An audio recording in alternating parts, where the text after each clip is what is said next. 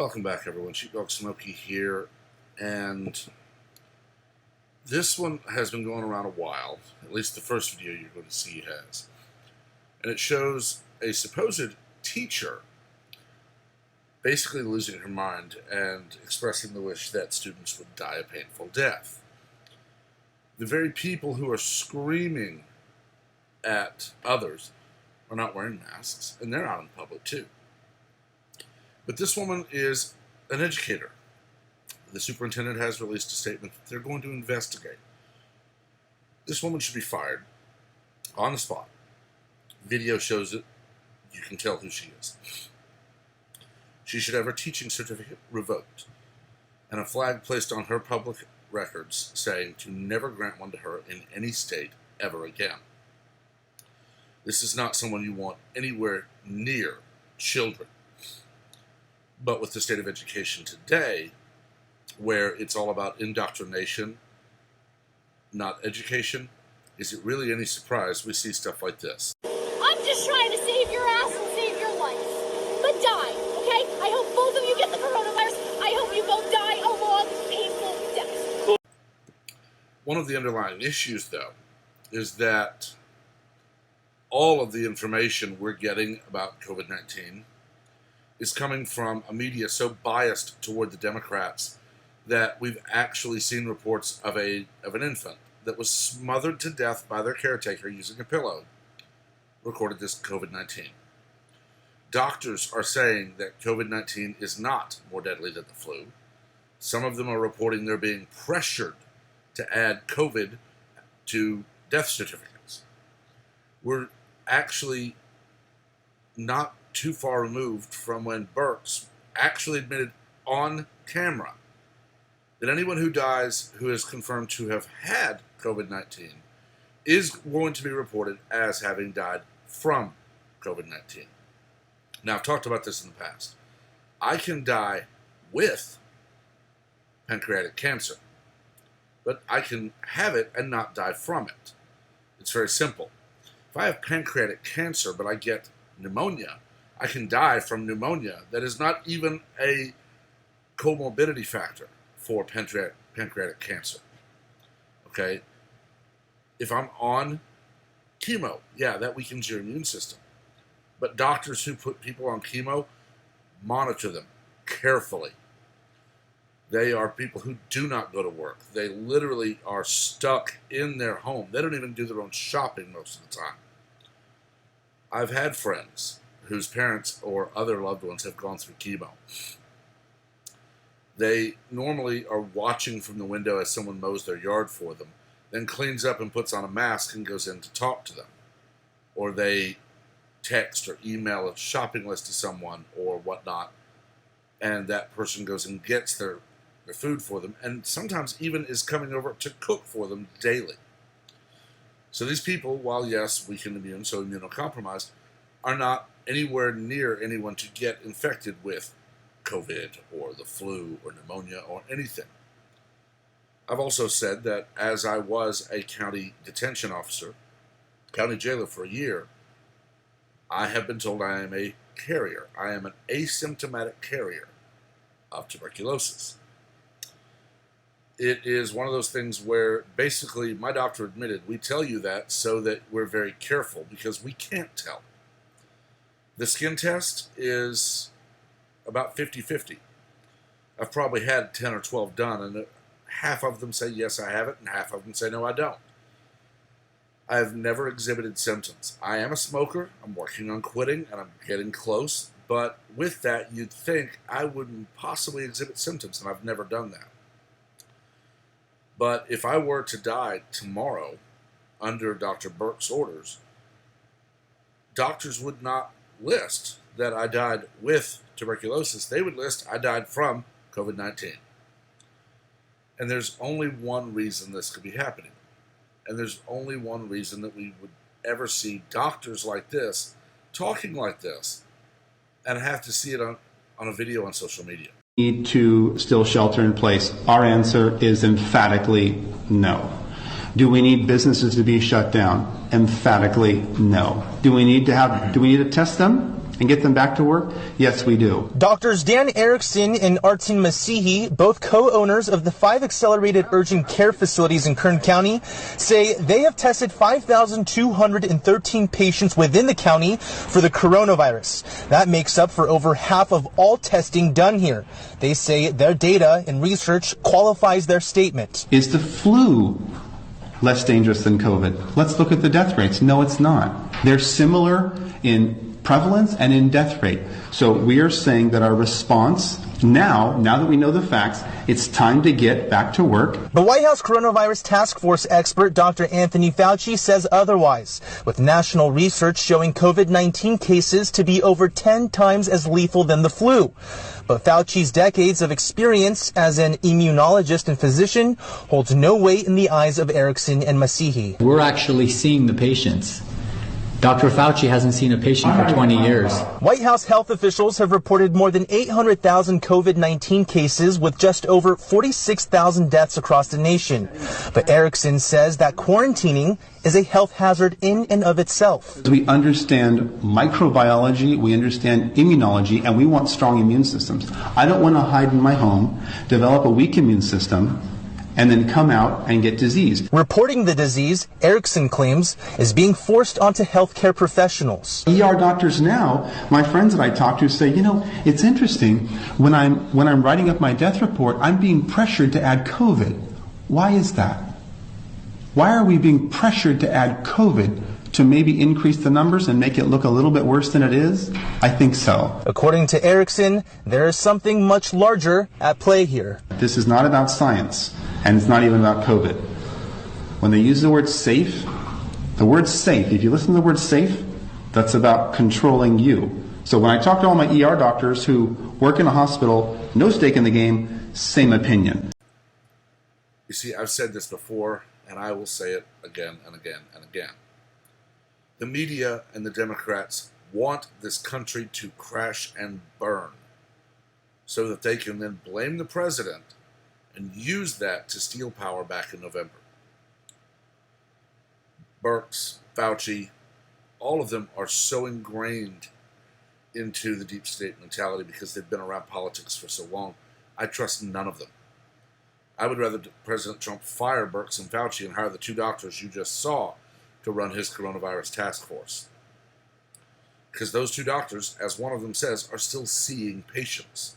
How long has it been since Birx or Fauci actually saw a patient? Not read about it or maybe saw a lab report. I don't understand the mentality of rooting for your country to fail. The Democrats are doing this behind the scenes, liberals are doing this behind the scenes to drive the death toll up.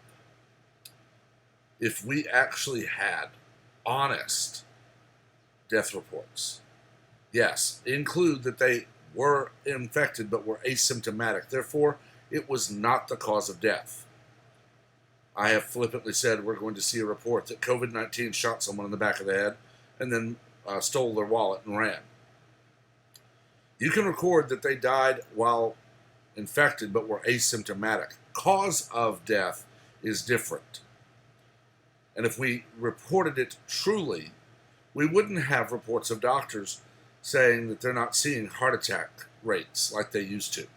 They're not seeing flu rates or other infections like they used to. They're seeing only coronavirus in reports.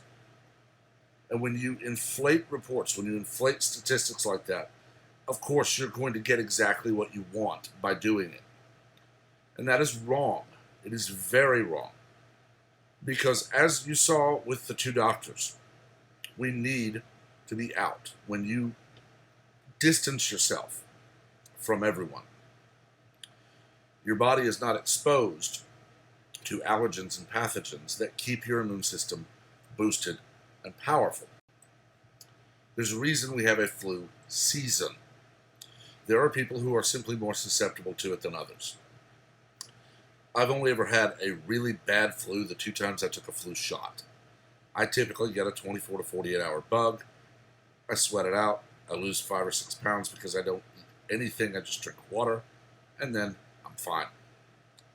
Normally gain my weight back in a week. But I don't get horrible, horrible flus. I know people who get, a week-long flu every year. I know someone who has been hospitalized for influenza. But that's because their immune systems are compromised in ways that mine is not.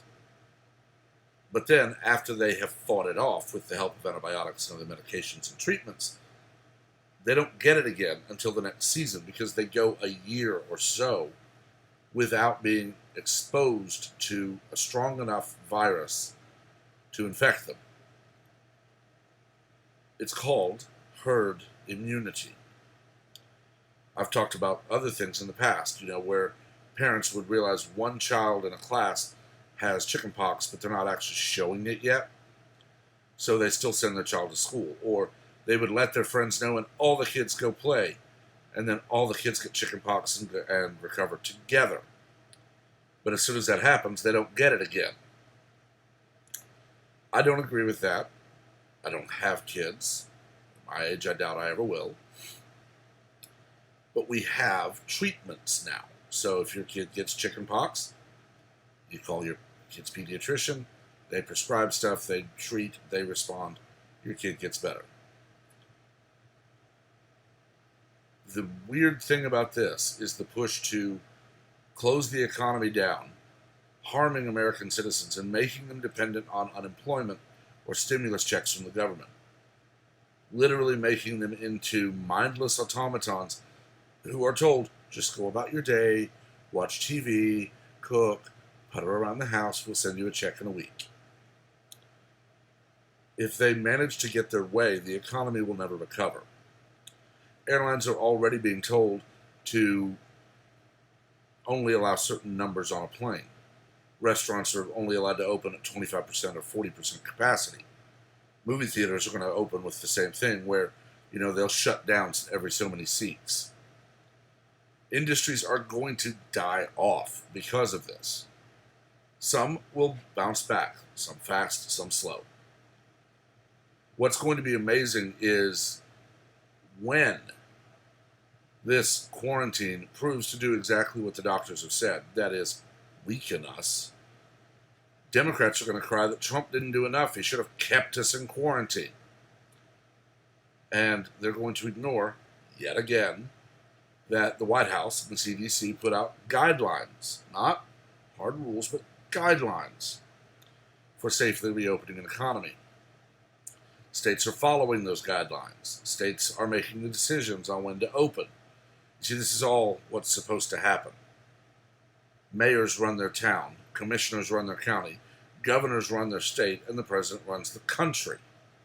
The president is not expected or constitutionally able to micromanage all 50 states.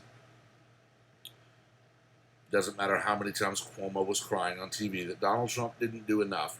It was Cuomo's job to know about that stockpile of ventilators and to disperse them. It was Cuomo's job to deploy the New York National Guard to set up temporary field hospitals. It was Cuomo's job to actually listen when Remington offered to retool their factory and make ventilators instead of handguns and rifles. He completely ignored them because he will never allow a firearms manufacturer to get good press. But when New York is suffering horribly, it's not his fault, it's Trump's fault for not stepping in, ousting him as governor and doing the job himself. Had Trump done that, they would be screaming that Trump is a tyrant and he is taking power that's not his to take. Right now they're pushing Biden. They want someone who cares about the country. When that person, Joe Biden, in January, called the travel ban xenophobic, only to very recently say it wasn't done early enough and it didn't go far enough. Quite literally, this is a racist xenophobic thing that you should have done earlier and done more of. And we still have absolute imbeciles out there who believe the DNC on everything they say. You could play video of Joe Biden admitting that he called it xenophobic because he didn't want it then, but now, because it proved to be right, he wants to take credit for it. You could walk Joe Biden up to certain people and have him admit he sexually assaulted Tara Reade. And they wouldn't believe it because in their mind, Democrats are angels. And it won't be until the Democrats have either burned the country to the ground and subjugated everyone, or tried to, that some of these idiots will actually see the truth. I post videos like this because I don't want a government run only by Republicans. Damn sure don't want one run only by Democrats. I would prefer no parties, the way that George Washington and the founders intended. You might have coalitions and cliques within a body as large as Congress that are co-believers in something, but you don't need political parties. What you need are people who truly want to do the job and do it right. What we need is to stop this crap of vote blue because blue is good and red is evil. Vote for a woman, not a man. Vote for a minority, not a white person. We don't need Stacey Abrams running around saying she's going to redistrict the South to make sure white people can't win elections. We need to break through the wall of insanity that is the Democratic National Committee and convince people to simply listen to every candidate, look at every aspect of that person, and vote for the person and ignore the party. It'd be a fine world if that actually worked that way. I don't know. I've talked long enough. Let me know what you think. As always, remain civil. We're here to discuss and debate, not scream and yell like toddlers. Until next time, please remember to like and share the video so that we can expand the conversation on the channel. You'll want to be subscribed so you're part of the giveaway at 500, 1,000, and 1,500 subscribers. Until then, please remember to be safe, smart, healthy, and be careful. And everyone have a wonderful day.